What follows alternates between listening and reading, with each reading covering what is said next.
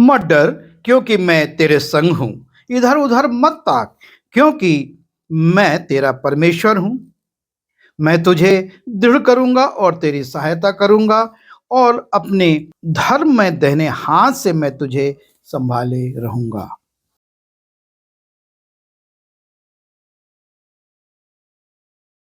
अक्सर हमारे जीवन में जब हम आसपास देखते हैं और हम अपने आप को अकेला महसूस करने लगते हैं कि हमारे साथ कोई नहीं है। बाइबल में ऐसे अनेक पात्र हैं जिनके जीवन में ऐसा समय आया। अब्राहम के विषय में हम देखते हैं, परमेश्वर ने उससे कहा था कि तू अपना घर, अपने पिता का घराना और अपने सारी चीजों को छोड़कर हारान से कनान की ओर जा।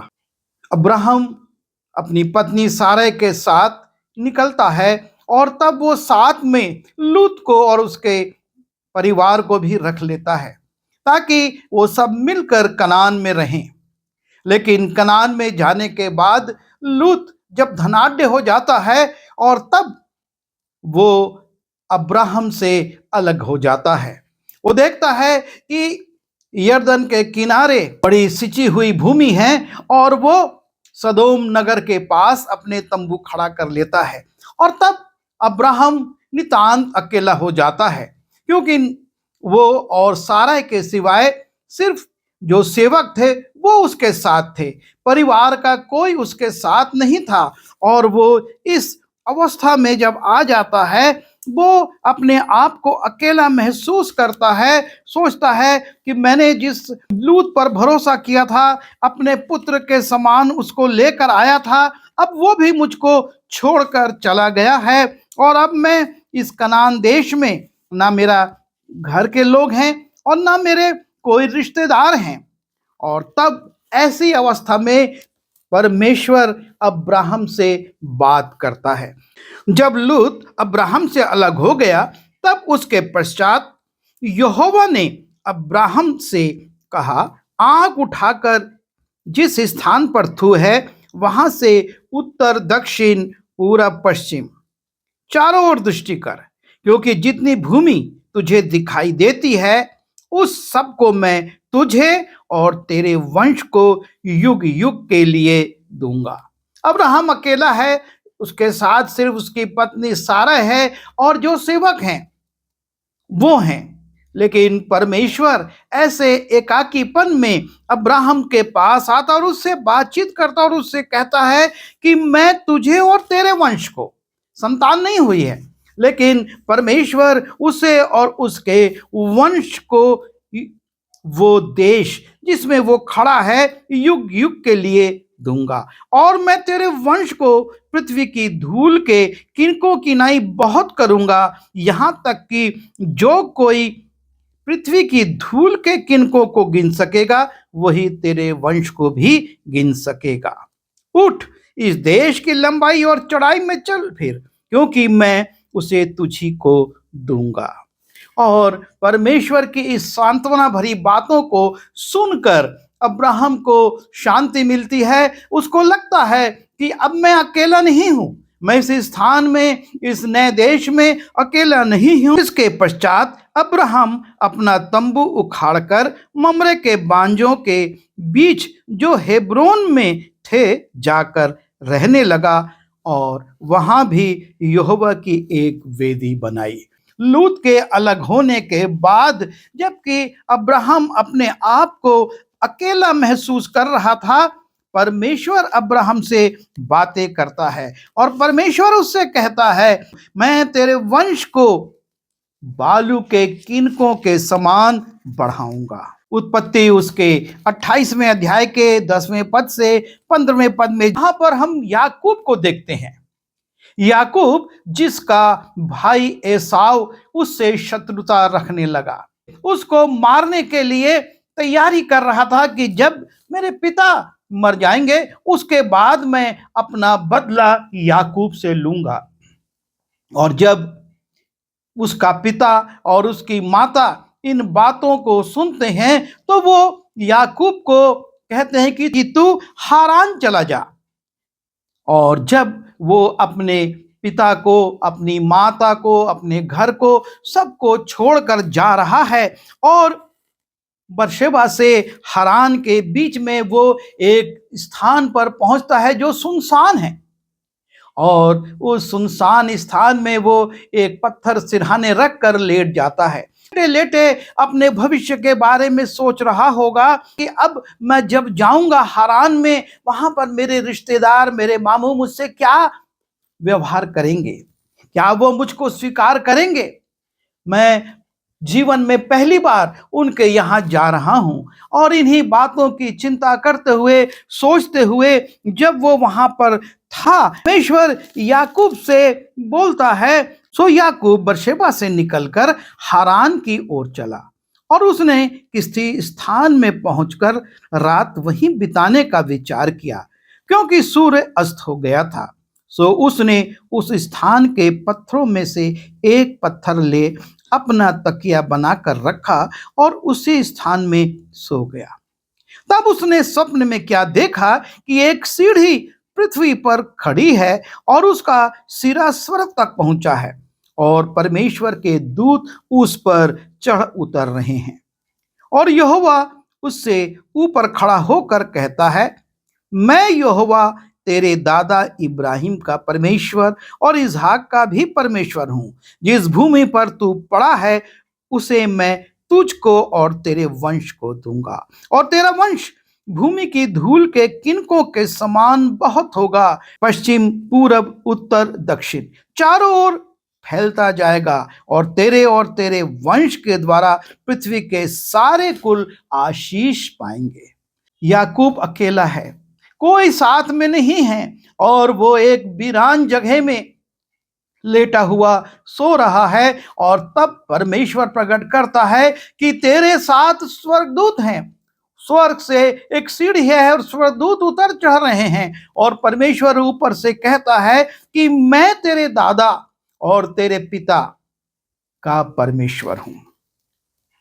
और तब परमेश्वर उससे कहता है, और सुन, मैं तेरे संग रहूंगा और जहां कहीं तू जाए वहां तेरी रक्षा करूंगा और तुझे इस देश में लौटा ले आऊंगा।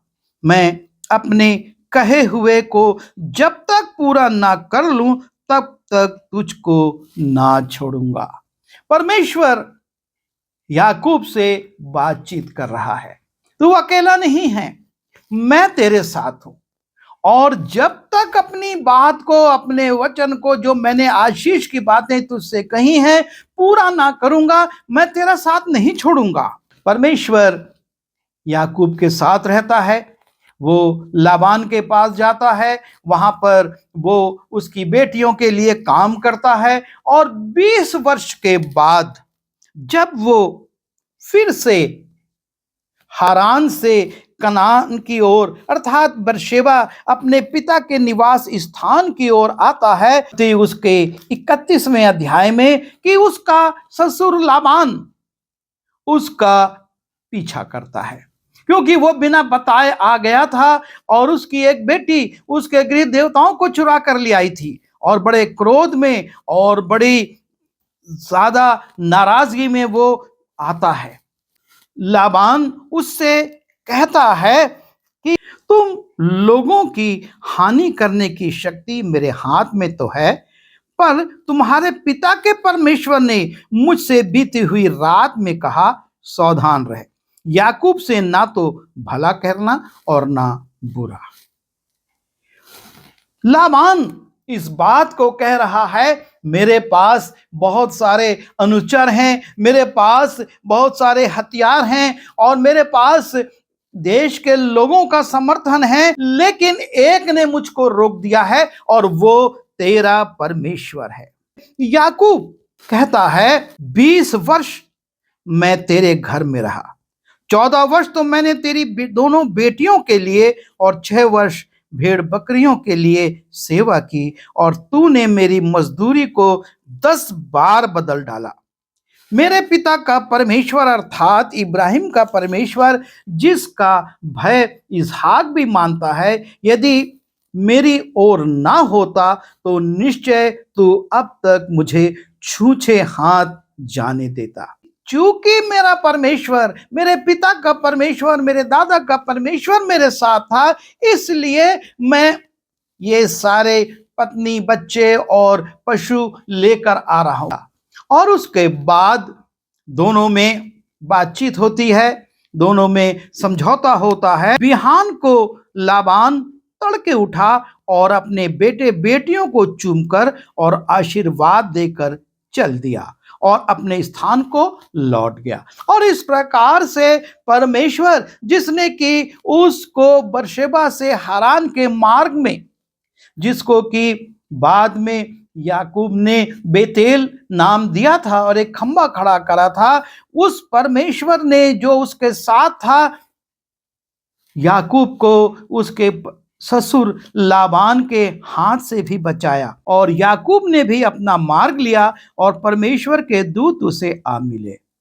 उनको देखते ही याकूब ने कहा, ये तो परमेश्वर का दल है। संसार के लोग चले गए।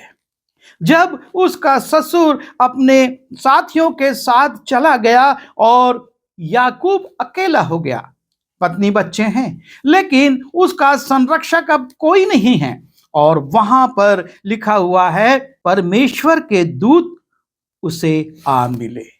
परमेश्वर ने अपने दूतों को भेज दिया कि जाओ और इस झुंड के साथ तुम चलो।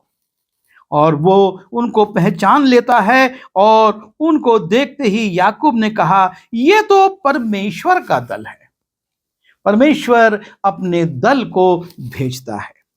और जब हम इसी उत्पत्ति उसके 32वें अध्याय में जाते हैं और वहां पर हम देखते हैं कि रात को वो उठा और अपनी दोनों स्त्रियों, दोनों सेविकाओं और 11 लड़कों को संग लेकर घाट से यब्बोक नदी के पार उतर गया और उसने उन्हें उस नदी के पार उतार दिया, वरन अपना सब कुछ पार उतार दिया और याकूब आप अकेला रह गया।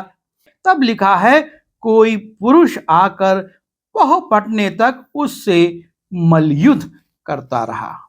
जब वो अकेला है, कोई नहीं है, तब उसको महसूस होता है कि कोई आया है और वो उससे पूछता है। याकूब ने कहा, मैं विनती करता हूं, मुझे अपना नाम बता। उसने कहा, तू मेरा नाम क्यों पूछता है? तब उसने उसको वहीं आशीर्वाद दिया। कोई नहीं है, अकेला है, लेकिन परमेश्वर आता है और परमेश्वर उससे बातचीत करता है और उसको आशीर्वाद देता है। परमेश्वर अकेला नहीं छोड़ता है। जब हम भजन संहिता उसके 23वें अध्याय के 4 पद में जाते हैं, दाऊद का भी यही अनुभव है। वो कहता है, चाहे मैं घोर अंधकार से भरी हुई तराई में होकर चलूं तो अभी हानि से ना डरूंगा, क्योंकि तू मेरे साथ रहता है। वो राजा था। पहले शाऊल के कारण वो जंगल जंगल, पहाड़ी पहाड़ी, बियाबानों में घूमता रहा और फिर अपने बेटे अबशलोम के कारण।